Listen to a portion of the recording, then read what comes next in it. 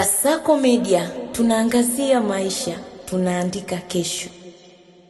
Mwigizaji wa filamu hapa namzungumzia Jacqueline Wolper ameweza kusema kwamba yeye ni aina ya mwanamke ambaye hachagui type ya mwanaume. Yani yeye ni aina ya mwanamke ambaye ana date na mtu yeyote yule, ili mradi tu awe wanaheshimiana. Umeelewa vizuri? Hii ni kauli ambayo aliweza kuizungumza Wolper mara baada ya kuweza kuulizwa swali kwamba Wolper ni mtu design gani, ama Wolper ni mtu ambaye anadate watu wa sampuli gani. Akasema kwamba kwanza yeye ni mwanamke ambaye ana uwezo wa kujitafutia fedha zake mwenyewe, lakini pia pili, yeye ni mwanamke ambaye ana heshima, hana dharau. Heshima anayo kwa wanaume wake, lakini pia yeye huwa hanaga ile type kwamba ya kusema mimi napenda mwanaume mwenye fedha, ama mwanaume mwenye magari, ama mwanaume mwenye sifa hizi. Yeye hajajiweka kwenye hiyo list ya wanawake ambao wanachagua type ya wanaume.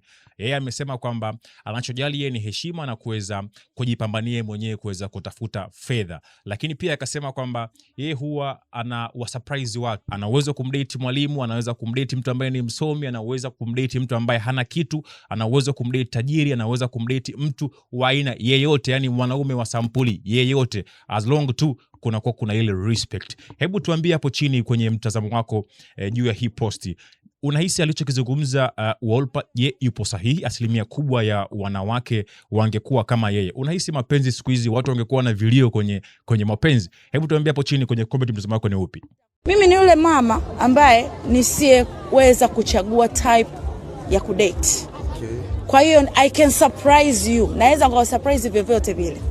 Nitakusurprise na mheshimiwa, nitakusurprise na msomi, nitakusurprise na asiyesoma, nitakusurprise na asiyesoma. Kwa nini? Kwa sababu hii ni dunia.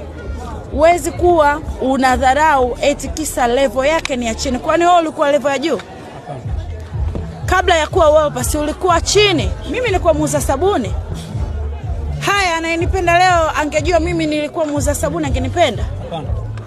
You know, kwa hiyo kuna watu wana complicate vitu. Mimi I will never complicate.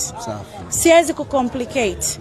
Nitadeal kulingana na moyo wangu unavyotaka, sio wewe au yule anapotaka.